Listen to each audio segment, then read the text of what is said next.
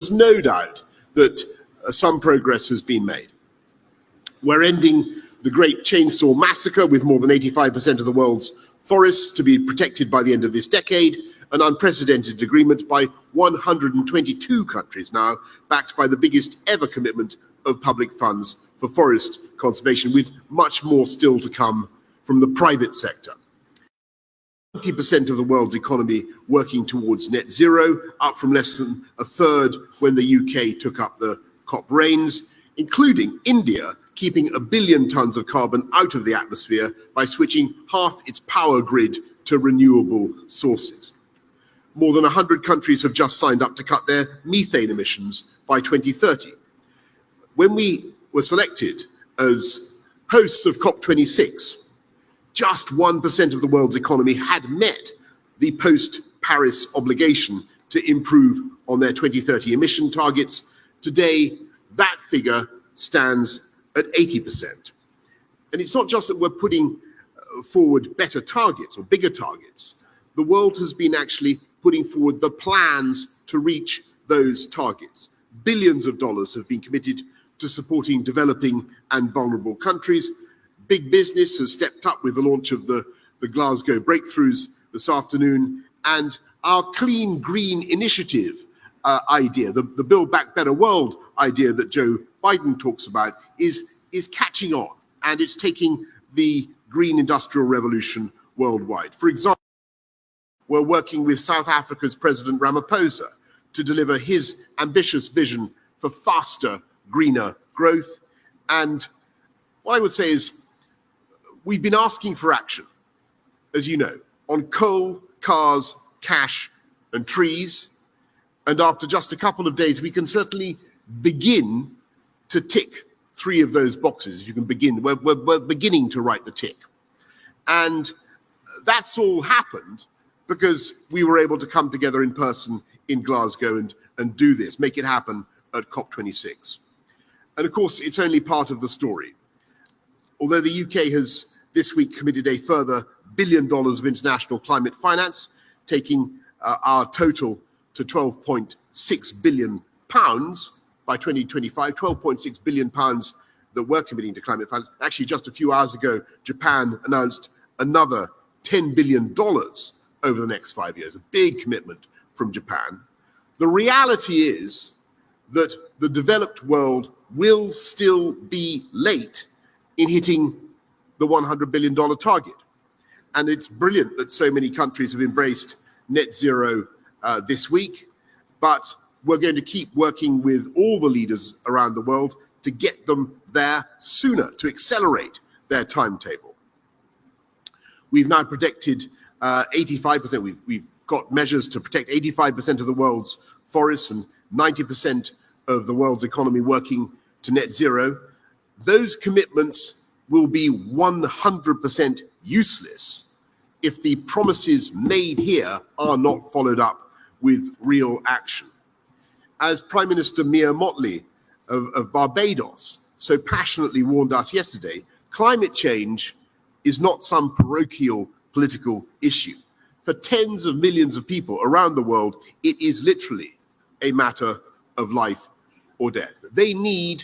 Those economies need 1.5 to survive. So I'll be watching proceedings, we'll be watching proceedings very closely to make sure we keep moving forward and there are no U-turns, no sliding back from where we've got to. But I think we can be confident about one thing in the days ahead, the couple of weeks we've got. The clock on the doomsday device that I talked about is still ticking. But we've got a bomb disposal team on site, and they're starting to snip the wires, I hope some of the right wires. And my message to them, to the negotiators, is very simple. The leaders of the world may have left or are leaving COP now, but I can tell you that the eyes of the world, the eyes of the populations of the world are on you, and the eyes of the British government and all the other governments that care about this are on our negotiators, and we have your numbers. Thank you all very much. I'm going to go to the media now, and we'll begin with Laura Koonsberg of the BBC. Thank you very much, Prime Minister. The Chinese have said today that there are still significant gaps. We know also that the leader of the UN has said he's worried there isn't enough trust between developing countries and developed countries to be able to get a deal over the line. You've said that the leaders of the world have scored a couple of goals, improved things from 5-1, but what or who is going to score the extra 2 or 3 goals you still need? Thank you, Laura. I think that's entirely right, in the sense that the issues remain very difficult. We've seen some big moves on tackling deforestation that I've talked about. I think the Indian move on decarbonising their power system, getting towards renewables in the way that they're pledging to do is huge and terrific. I think that the commitment that Japan made on cash, the $10 billion over 5 years, that's big money, and that will make a big difference in engendering that confidence, Laura. But I think the crucial thing that is really happening, that if there's one thing that starts to give me confidence or optimism anyway, it's that we are starting to create, for the countries that find it most difficult to transition away from fossil fuels, we're starting to create those coalitions of support to help them to move on. And so to help Cyril Ramaphosa of South Africa in his vision, several countries, including the UK, are now working to supply $8.5 billion to help accelerate that transition away from coal, to help decarbonize the South African economy in a major way. And you're starting to see that kind of approach taken around the world with some of the countries that find it most difficult. And if I had to, I've told you I was at Paris, and I remember what it was like. And we had this great sense that we'd agreed this thing that we were gonna try and cut CO2 together. But it was also a slightly floaty feeling, because we didn't know how on earth we were going to do it. And there was no roadmap. There was no very clear sense of how you could do it. I think what you're starting to see here at COP26 in Glasgow is a sense of how actually you can deliver those cuts in CO2. But, I'm not going to disagree with you, Laura. There is a long way to go. Anushka Astana of ITV. Thank you. Prime Minister, I'm not sure if the Prime Minister of Belize would share your cautious optimism. I spoke to him today, and he said developed countries are not doing enough. He said that the West got rich on lavish lifestyles, and that now it was telling developing countries they couldn't do that. He says if that is your message, then they need much more money and much more action. So let me ask, do you understand the anger of the Prime Minister of Belize? And also, you're not going to get a deal that's good enough on coal, are you? I think you're absolutely right, Anushka, to highlight the feelings of people in Belize, but in vulnerable states around the world that are in the front line in the fight against climate change. And it's been very humbling to sit here and to listen over the last weeks, months, to colleagues of Mia Motley in Barbados. You heard her at the UN General Assembly say the same thing. Why should they suffer this immediate impact, this loss and damage because of emissions that we in our country began to produce 250 years ago? Now, we can say, well, for the vast majority of that period, we had no idea that the CO2 emissions we were producing were doing that damage. It's only really been in the last few decades that we started to understand the whole greenhouse effect. But we owe a special duty to those countries, and that's why the Prime Minister of Belize is right to point to the need for cash. That's why the 100 billion is so important, and it's good that Japan has stepped up. But other countries are going to have to do more. You're absolutely right. What we need is to see more cash. We need to see more movement on cars. We haven't even discussed cars yet. That's for later on. That's for the next few days. We must see progress on that too. I think we've made some good progress on trees, But when it comes to helping countries to transition, then a huge effort is needed. What I think we have is the tools to do it, and we certainly have, in theory, we have the finance to do it. You know, Mark Carney, who's running the Global Finance Initiative here, would say that there are hundreds of trillions of dollars. Some other people would say it was tens of trillions. You know, it's still a huge amount of money, and that money can be leveraged in by the public sector and by our investments. So I'm not going to disagree with what the Prime Minister of Belize has said, or indeed with anybody who says that the world, in the remaining days that we have in this COP, the world has a lot more to do. Mesa Hall of the Express, and Beth, you're next. Mesa.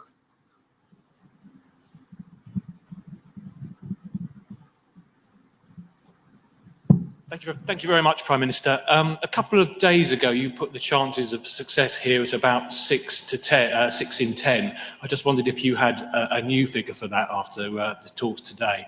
And outside of the enthusiasm that you've talked about in this summit, in the country, a lot of people are concerned about the cost implications of the dash for net zero, what it might mean for them and their families. Some of your MPs are concerned about it.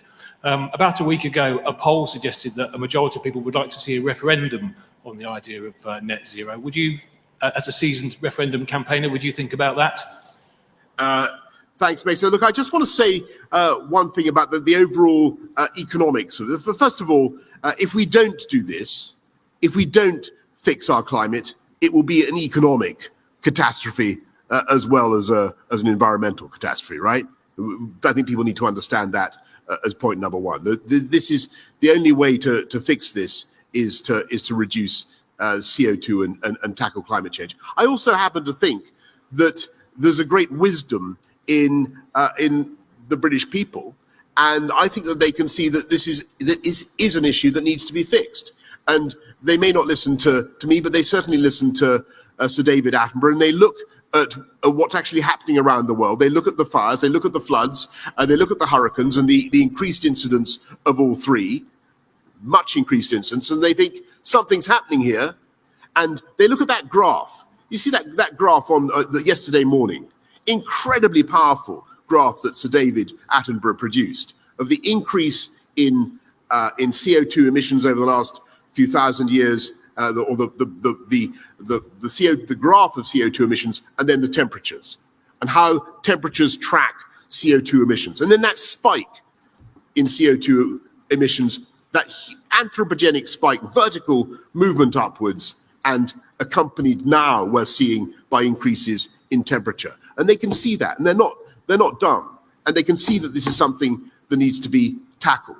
And we will tackle it by creating many hundreds of thousands of high-wage, high-skilled jobs in green technology. And in the Green Industrial Revolution plan alone, there are plans for 440,000 more jobs in all sorts of things, from battery technology to wind farms and many other things. So the economy is going this way. I think it's a good thing, and we can use this moment to trigger a greater growth and greater prosperity, but do it in a green way. And I do think people get that. And as for your brilliant suggestion of a referendum, Mesa, I think this country's probably had enough referendums to be going on with for a while. That's my general view on the matter. Anyway, Beth.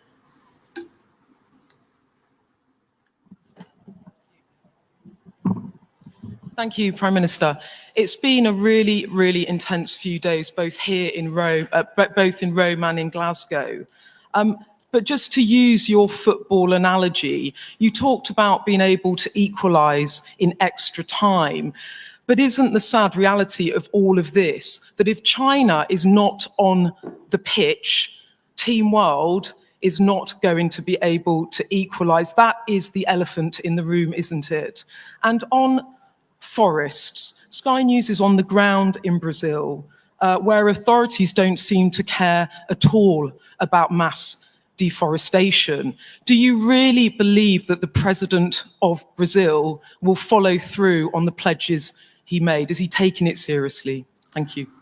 Thank you very much. First of all, on really good questions. First of all, on China, yes, it's true that President Xi isn't here, but on the other hand, the Chinese team is very high level. You know, he didn't want. I talked to him. He didn't want to come because of the pandemic, and you've got to respect that. The same was the case for Vladimir Putin. But that doesn't mean the Chinese are not engaging. They've made the commitment on net zero by the middle of the century, by 2060 or earlier. And the key thing that China is saying is that they want to get to a peak in their carbon emissions by 2030 or before. And when you listen to what Xi Jinping says, the question is how much before? Because and that's the issue, and that's what we're discussing with China. Because there is still, there's a world difference between peaking in 2030 in your emissions from China and peaking in 2025. And so that's where the conversation is. That's where we're keeping the pressure up. And on your point about forests, we're continuing to engage with China, and we're seeing some signs of progress. But do we want more? Then that's absolutely true. Yes, we do, but we want more from everybody. And just on, do you want to come to forests, or do you want to do a follow up on China?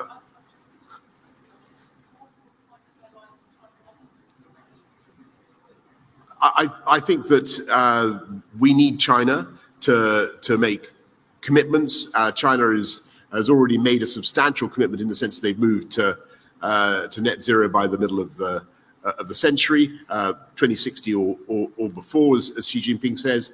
Let's see where we get to with China and peaking by pre-2030. Let's see what that adds up to. But China has fantastic power to make change in the way it runs its economy. They've committed to no new financing of overseas coal. That's a big change already. You're starting to see the impact of that Chinese decision to stop financing coal overseas in the whole Asia-Pacific region already. You can see people moving away from just at this COP, just in the last couple of days. You'll have seen the pledges that really follow from that Chinese action. So I'm grateful for that.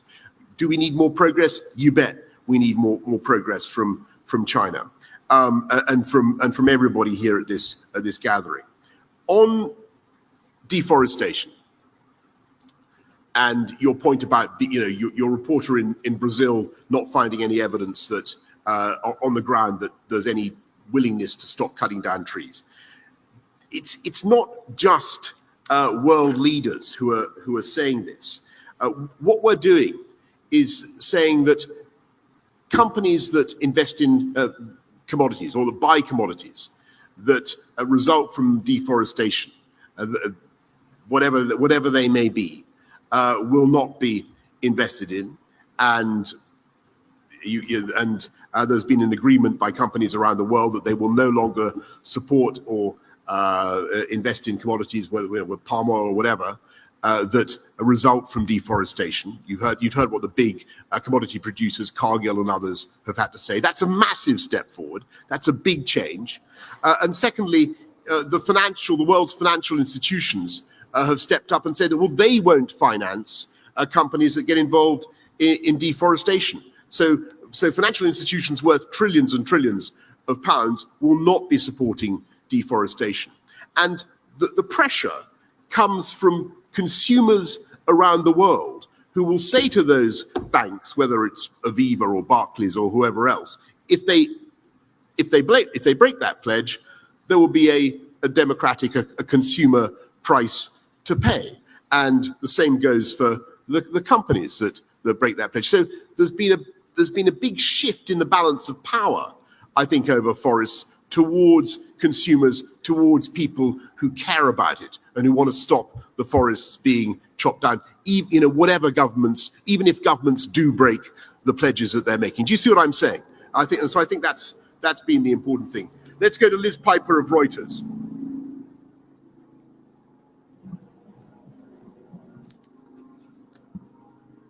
Hi, Prime Minister.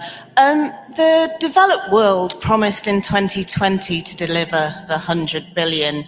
They still haven't done that. Do you think what's the likelihood of it actually coming next year? And surely the price tag should be a little bit higher. Also, what was your reaction to India's net zero target being at 2070?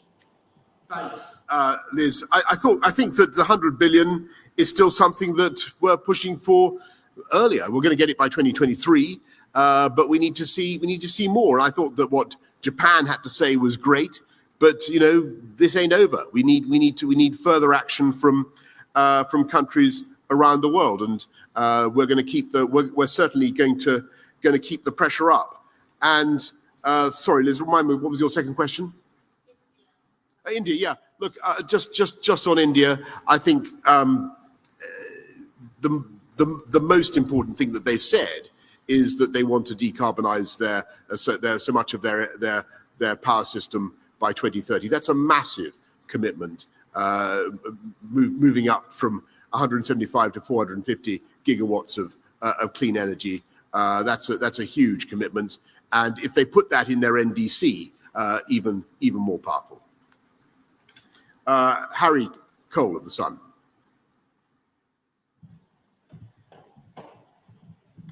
Thank you very much, Prime Minister. You say the score is now 5-3, but who scored the goal? 5-2. 5-2. I mean, I said it could be even 5-3. Who scored the goals, though? Was it the Queen? Was it Biden? Was it Greta? Was it you? Who's had the biggest impact on this summit? And if I may, it seems that President Macron is already back in Paris tonight, having seemingly left early. Was that a snub after your fallout? And could you possibly clear up whether you did offer him more generous terms for French fishing boats in order to keep talks alive?